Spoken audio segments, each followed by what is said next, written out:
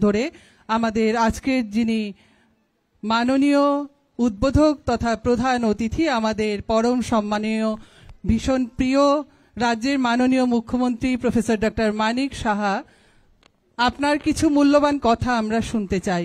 Weed like to hear your valuable word sir, please.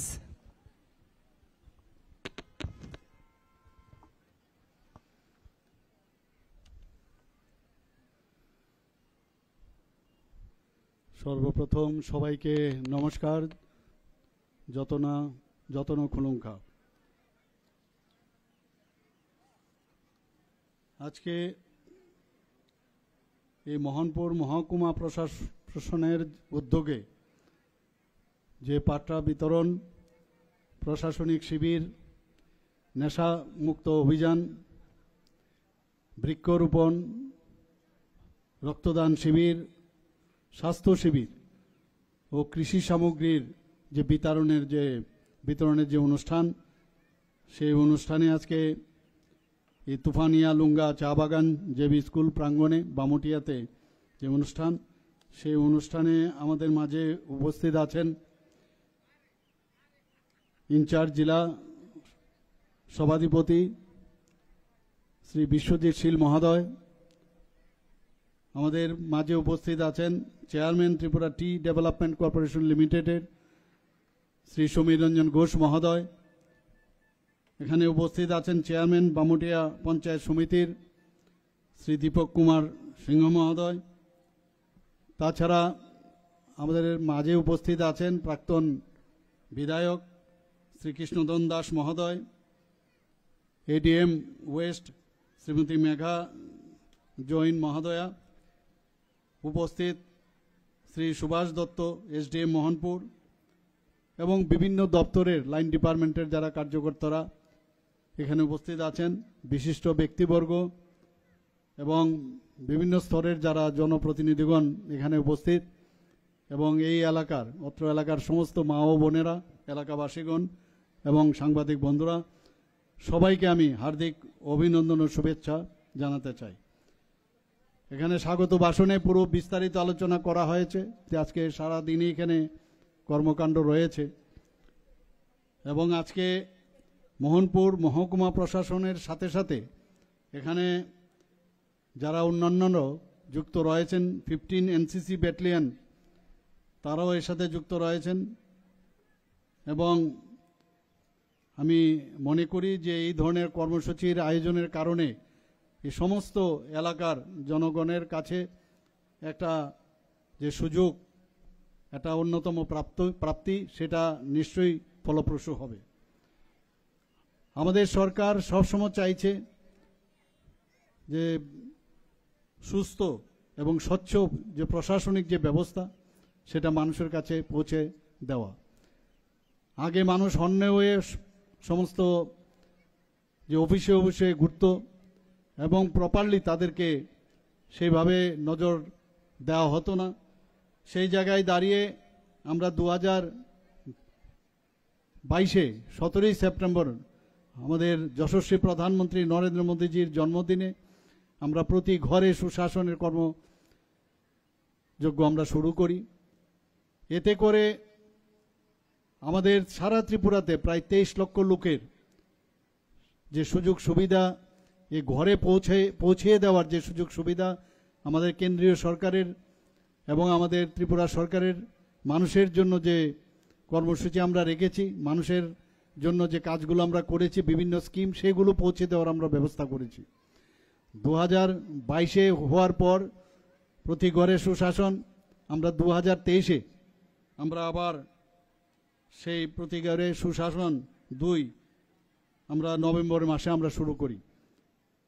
এতে করে মানুষ বুঝতে পারছে যে এই সরকার মানুষের কত কাছের সরকার, এবং আমরা সবসময় চাই যে মানুষের সাথে আমরা থাকার জন্য। ইলেকশনের সময় আমাদের জনপ্রতিনিধিগণ সবার ঘরে ঘরে যায়, কিন্তু আমরা ভোটের সময় যাই ঠিকই, কিন্তু তার পরবর্তী সময়ও মানুষের জন্য যে কারণে আমাদের জনপ্রতিনিধিদের নির্বাচিত করেছে, সেই দায়বদ্ধতা নিয়ে তাদের যে বিভিন্ন সমস্যা সেই সমাধানের লক্ষ্যে আমাদের সরকার আমরা মানুষের কাছে আমরা যাচ্ছি। এই দুই পর্যায়ে বিভিন্ন ব্লকে পুরসভা, নগর পঞ্চায়েত, ভিলেজ কমিটি এবং মহকুমা স্তরে প্রায় 4,600-র উপরে শিবির অনুষ্ঠিত হয়েছিল।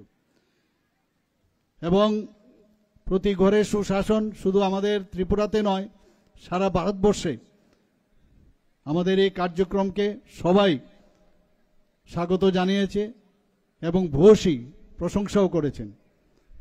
আমরা শুধু বিল্ডিং বানালাম, আমাদের এই সরকার বড় বড় বিল্ডিং বানানোই শুধু উন্নয়ন নয়, আমরা মানুষের আর্থসামাজিক উন্নয়ন, রাস্তাঘাট, স্বাস্থ্যের যে পরিষেবা সেটা দেওয়া এবং শিক্ষা এবং তাদের সমস্ত যে যোগাযোগ ব্যবস্থা থেকে আরম্ভ করে সব বিষয়ে যখন উন্নয়ন হয় তবেই আমি বলবো। এবং আমাদের সরকার সেই বিষয়ে সেইভাবেই আমরা কাজ করছি। আমরা জনজীবনের যে অগ্রাধিকারের যে বিষয়গুলো আছে সেইগুলো আমরা নজর দিয়ে চিহ্নিত করে আমাদের সরকার বিভিন্ন স্কিম নিয়ে আমরা বাস্তবায়ন করার চেষ্টা আমরা করছি। কোনো একটা শহর বা গ্রাম শুধু আমি উন্নয়ন করলাম তাতে কিন্তু কাজের কাজ কিচ্ছু হবে না। আমরা চাই সমস্ত গ্রাম শহর সারা ত্রিপুরার অ্যাক্রস দ্য স্টেট আমরা যাতে তার উন্নয়ন হয় সেই দিশায় আমরা কাজ করছি। মাননীয় প্রধানমন্ত্রীজি বিকশিত ভারত সংকল্প যে যাত্রা উনি শুরু করেছেন 2047 সালের মধ্যে বিকশিত ভারত উনি দেখতে চান। যেভাবে ভারত এখন সামনের দিকে নিয়ে প্রধানমন্ত্রীর নেতৃত্বে কাজ চলছে, রাজ্য স্তরে আমরা যেভাবে কাজ করছি, আমি নিশ্চিত যে আগামী দিনে আমাদের রাজ্য তো হবেই, সারা ভারতবর্ষ প্রতিটা রাজ্য যখন উন্নয়ন হবে সারা ভারতবর্ষ সেই বিকশিত ভারতের যে বিষয় নিয়ে মাননীয় প্রধানমন্ত্রী চিন্তা করছেন সেটা অবশ্যই হবে। আপনারা শুনে খুশি হবেন যে ত্রিপুরা রাজ্য এখন নর্থ ইস্টার্ন জোনের মধ্যে যে এখন যে পজিশনে আছে আপনারা সবাই জানেন যে পার capital income north eastern reason আমাদের যে অষ্টলক্ষ্মী মাননীয় প্রধানমন্ত্রীজি নাম দিয়েছেন তার মধ্যে আমরা দ্বিতীয় স্থানে রয়েছি। পার ক্যাপিটা ইনকামে আমরা দ্বিতীয় স্থানে আছি।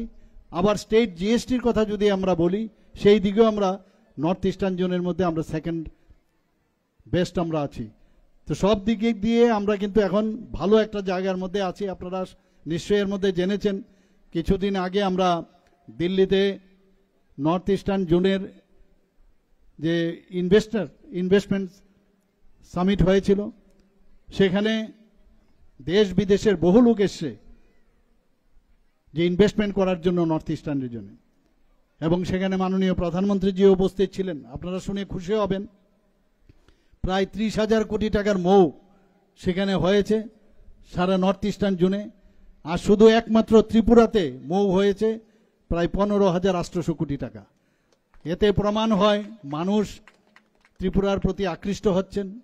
ত্রিপুরাতে আইন শৃঙ্খলা আমরা সেইভাবে মেনটেন করছি, যে কারণে 28টা রাজ্যের মধ্যে এখন ত্রিপুরা এমন এক সুন্দর জায়গায় আছে আইন শৃঙ্খলার দিক দিয়ে। মানুষ নিবেশ করবে সেখানে, শান্তি শৃঙ্খলা যদি না থাকে কোনো অবস্থায় আসবে না। সব দিক দিয়ে এখানে ডেভেলপমেন্ট হচ্ছে। মাননীয় প্রধানমন্ত্রীজি হীরা মডেল আমাদের দিয়েছেন, ন্যাশনাল হাইওয়ে দিয়েছেন, ইন্টারনেট দিয়েছেন, রেলওয়ে দিয়েছেন, এয়ারওয়েজ দিয়েছেন। তো এইগুলোর আমরা অ্যাডভান্টেজ এখন আমরা পাচ্ছি, যে কারণে সাধারণ মানুষ ইনভেস্টররা বাইরের থেকে এখন আসতে চাইছে। আমরা এখানে 7 বছরে আপনারা যদি দেখেন ত্রিপুরার এই 7 বছরে যে উন্নয়ন আর 35 বছর এবং 5 বছরের যে উন্নয়ন, যে যথাক্রমে যে বামফ্রন্টের সরকারের উন্নয়ন এবং জোট আমলের যে উন্নয়ন আমরা সবাই দেখেছি, এবং মাত্র 7 বছরে আমরা যে উন্নয়ন করছি সেটা কিন্তু মানুষ এখন দেখতে পাচ্ছে। এবং আমরা চাই যে মানুষের যে বিভিন্ন যে সমস্যাগুলো আছে, মৌলিক সমস্যাগুলো, সেগুলো যেন আমরা সমাধান করতে পারি।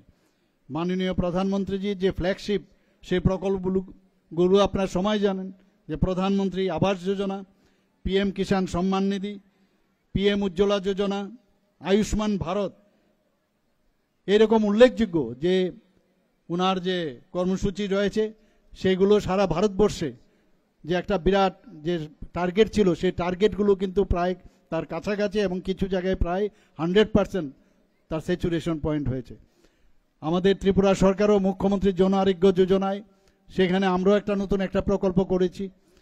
এবং আপনারা নিশ্চয়ই জানেন যে সারা ভারতবর্ষের মধ্যে ত্রিপুরাই একমাত্র রাজ্য যেখানে সমস্ত মানুষ, এখানে A to Z মানুষ এই যে আয়ুষ্মান ত্রিপুরা বা আয়ুষ্মান ভারত সেই জায়গায় সমস্ত মানুষ তার কাভারেজ পেয়েছে।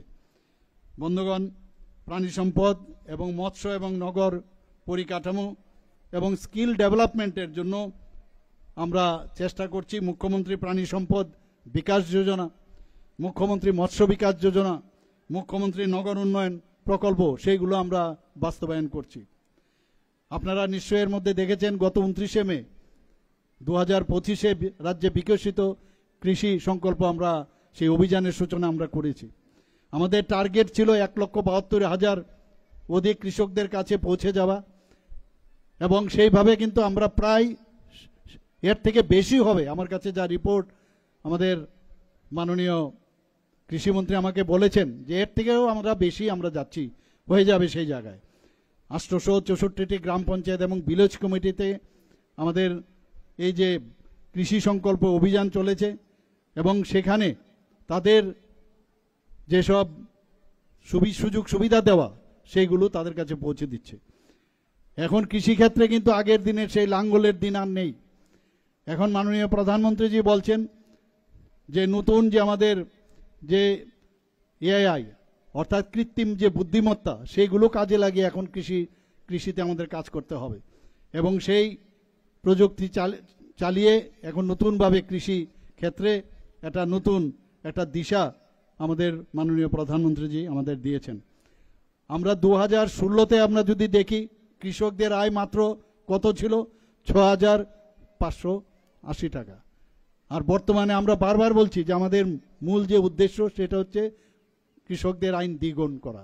সেই জায়গায় এখন আমাদের 13,590 টাকা কৃষকদের মাসিক আয় হয়েছে, এবং সেই দিক দিয়ে আমি বলতে পারি আমাদের যে টার্গেট সেই টার্গেট কিন্তু আমরা ফুলফিল করতে পেরেছি।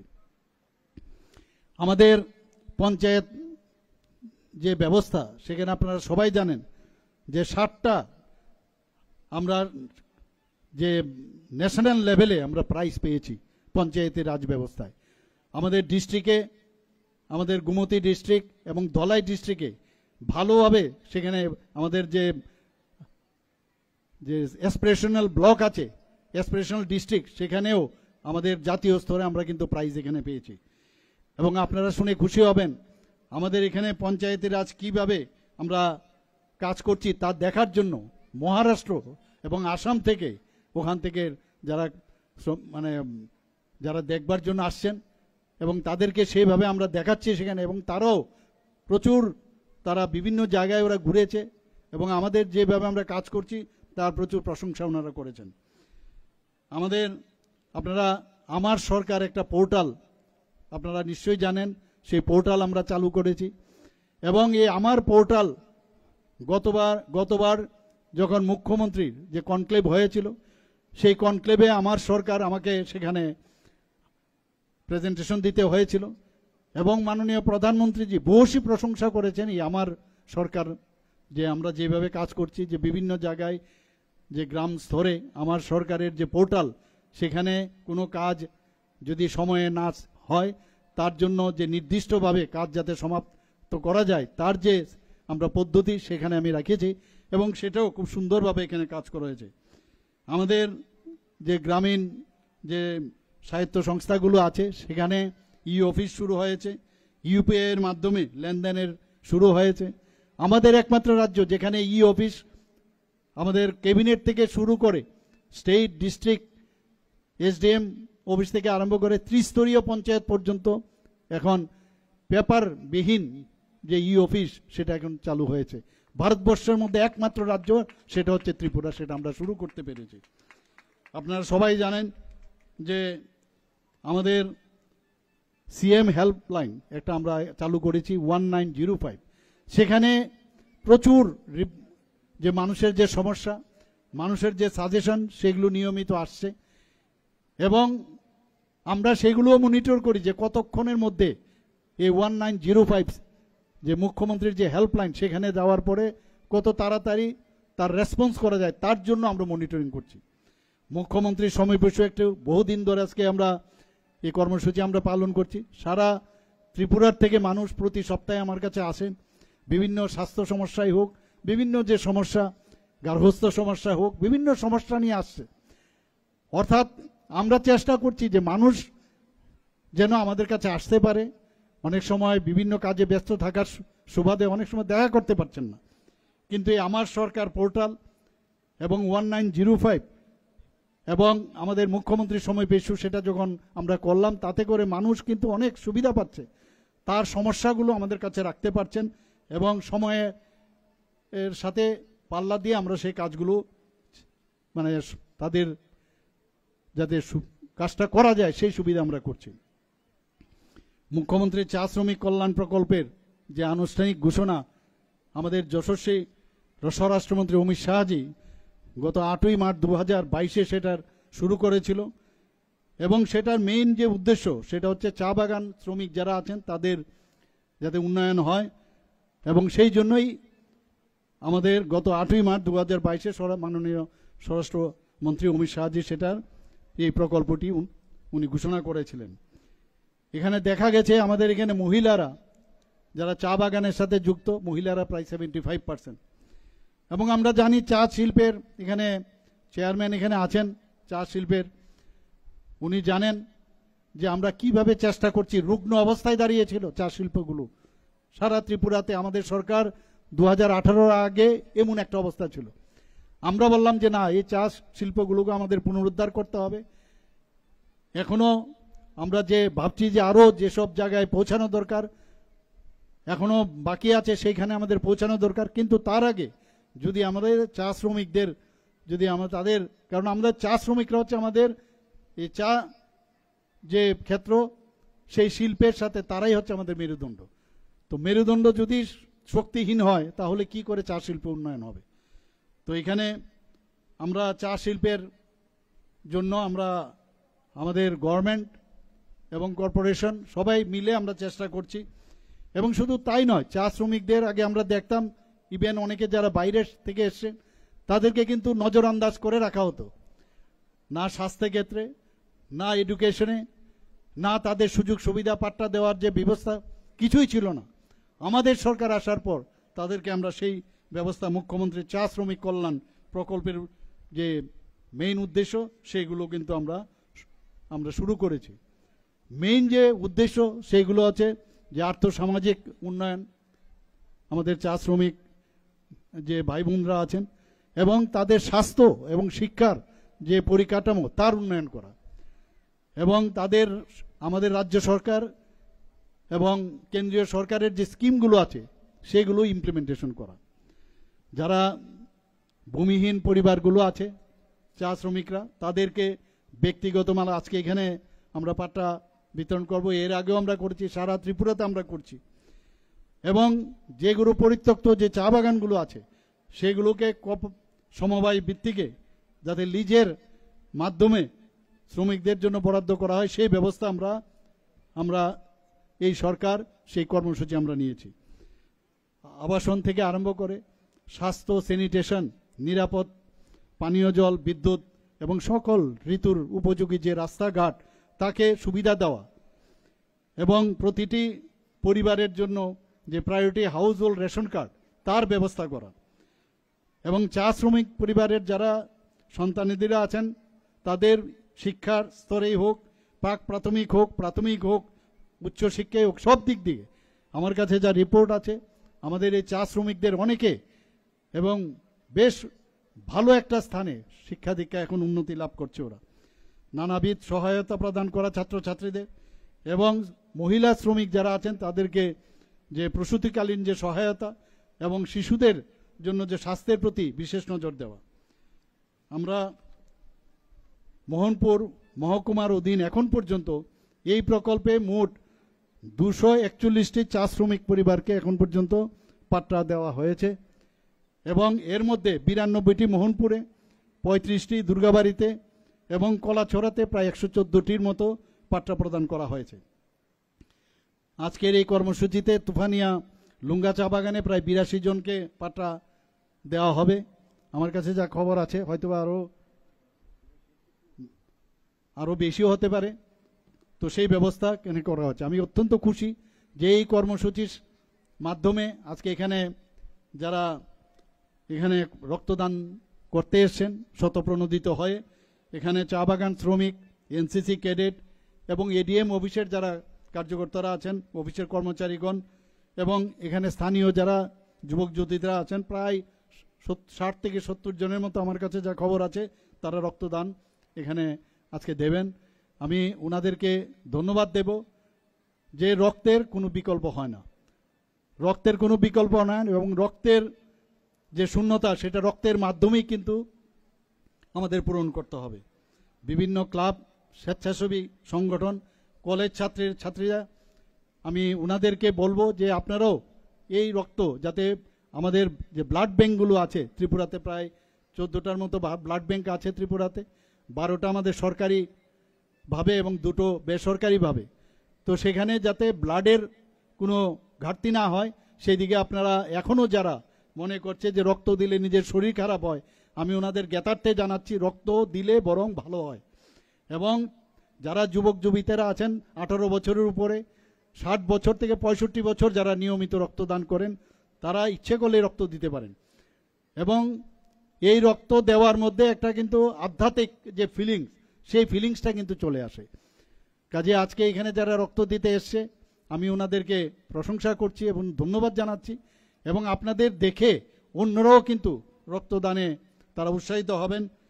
এবং আপনারা জানেন যে যখন ডাক্তারবাবুরা যখন রক্তের সমস্যা হয়, কেউ দুর্ঘটনার কারণে রোড ট্রাফিক অ্যাক্সিডেন্টে রক্তক্ষরণ হয়, কেউ থ্যালাসেমিয়া রোগেরই হোক, কারোর ক্যান্সারের রোগেরই হোক, প্রসূতিকালীন অবস্থার মধ্যে যখন ব্লাডের সমস্যা হয়, তখন ব্লাড ব্যাংকে যদি রক্ত না থাকে তাহলে কিন্তু খুব সমস্যা হয়। আমরা জানি 4টা গ্রুপের আমাদের রক্ত আছে, কিন্তু যদি নেগেটিভ ব্লাড আমরা নিই সেখানে কিন্তু 8 গ্রুপের ব্লাড আমাদের দরকার। আমাদের পপুলেশন অনুযায়ী প্রায় 15% নেগেটিভ ব্লাড থাকে। কাজে নেগেটিভ ব্লাডের সংখ্যা কম, কিন্তু আমি জানি এখানে বহু জায়গায় আমি রক্তদান যখন হয় আমি যাই সব জায়গায়, সেখানে 10 জনই হোক, 15 জনই হোক, 100 জনই হোক, সব জায়গায় আমি প্রথমেই জিজ্ঞেস করি আপনার ব্লাড গ্রুপ কি। যখন নেগেটিভ ব্লাডের কথা বলে তখন আমি অত্যন্ত খুশি হই যে এই ব্লাড আমাদের জন্য অত্যন্ত প্রেসিয়াস। তো ব্লাড ডোনেশনের মাধ্যমে যখন ব্লাড ব্যাংকে থাকবে, তখন ডাক্তারবাবুরা যখন অপারেশনে নামবে, যদি 2 ইউনিট ব্লাড ওরা হাতে না থাকে তাহলে কিন্তু সমস্যায় পড়তে হয়। তো এটা আমাদের জন্য খুব ইম্পর্টেন্ট যে সমতা রাখতে হবে। আবার একবারে যদি আমি মনে করি যে 1000 ইউনিট ব্লাড আজকে আমি ব্লাড ব্যাংকে আমি রেখে দেব, সেটা কিন্তু রাখা যাবে না। কারণ ব্লাড রাখারও তার একটা নির্দিষ্ট সময় আছে, সেই সময়ের মধ্যে যদি রক্ত ব্যবহার না হয় তাহলে সেটা নষ্ট হয়ে যায়। তো আমাদের যে রক্ত সঞ্চালন যে পর্ষদ আছে তারা সেটা মনিটর করে কোন জায়গায় কত রক্ত আছে এবং সেইভাবে কিন্তু একটা ব্যালেন্সের মাধ্যমে রক্ত আমাদের দান করতে হয়। এবং এই যে মহত্তম সেবা আমি মনে করি যেটা অত্যন্ত আজকের এই অনুষ্ঠানে সেটাও আপনারা রেখেছেন, এর জন্য আপনাদেরকে আমি ধন্যবাদ দেব। আজকে এই নেশামুক্ত অভিযান এখানে রাখা হয়েছে। আমাদের মাননীয় প্রধানমন্ত্রী নরেন্দ্র মোদীজি এবং আমাদের স্বরাষ্ট্রমন্ত্রী শ্রী অমিত শাহজি বারবার বলছেন যে নেশার যারা নেশার সাথে যুক্ত, জিরো টলারেন্স, কাউকে ছাড়া হবে না, সেটা কিন্তু উনি বারবার বলছেন এবং আমাদের সরকারও সেইভাবে আমরা কাজ করছি। আমরা গত 1 বছরে আপনারা যদি দেখেন 3 বছরে প্রতি বছরেই কিন্তু আমরা বেশি পরিমাণ যারা ড্রাগের সাথে যুক্ত আছে, যারা ড্রাগের ব্যবসায় যুক্ত আছে, তাদেরকে আমরা কিন্তু অনেক বেশি পরিমাণে আমরা ওনাদেরকে মানে আইনের বেড়াজালে আমরা নিয়ে এসেছি। এবং যে নেশা সামগ্রী যেটা বাজেয়াপ্ত হয়েছে সেটাকে ডিস্ট্রাকশনের মাত্রাও কিন্তু প্রতি বছর অনেক বেশি বৃদ্ধি পাচ্ছে।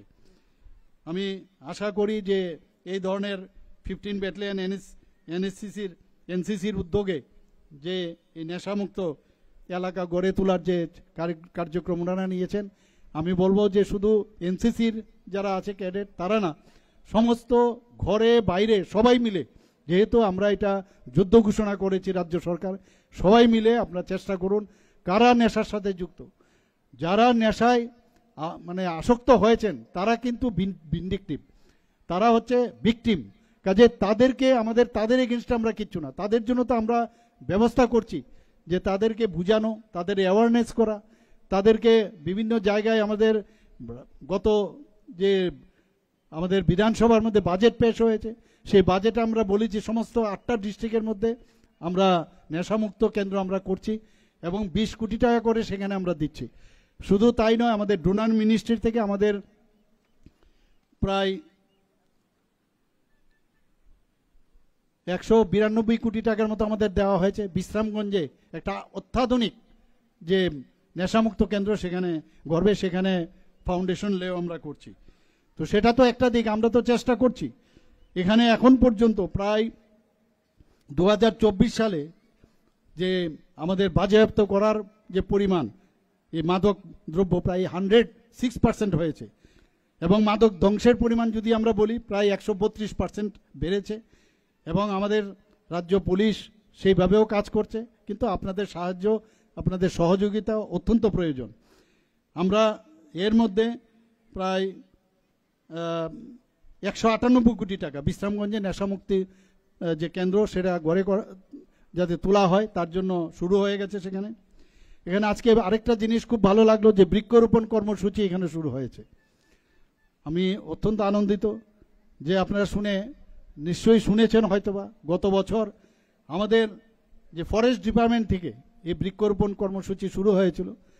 5 মিনিটে 5 লক্ষ বৃক্ষরোপণ সারা ত্রিপুরাতে একসাথে হয়েছে এবং সেটা আমি গর্বের সাথে, আমি যখন দিল্লিতে আমি গিয়েছিলাম এই বিষয়টা আমি বলেছি এবং আপনারাও এখানে আজকে এই তুফানিয়া লুঙ্গা জেবি স্কুল সংলগ্ন এলাকায় এবং 15 এনসিসি যে ব্যাটালিয়ন আছে তাদের উদ্যোগে যে সচেতনতা এবং পরিবেশ মণ্ডলকে মানে নির্মল করার জন্যে প্রায় 250 থেকে 300 চারা আপনারা এখানে রোপণ করবেন।